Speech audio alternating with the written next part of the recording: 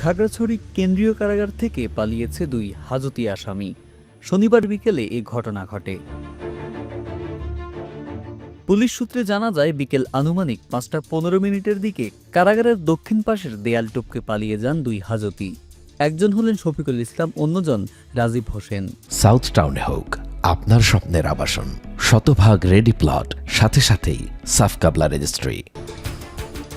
শফিকুলের বাড়ি খাগড়াছড়ি সদরের ইসলামপুরে এবং রাজীবের বাড়ি রামগড় উপজেলার সিলেটিপাড়া এলাকায়।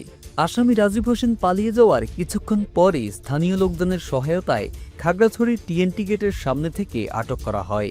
তবে এখনও পলাতক রয়েছেন শফিকুল ইসলাম।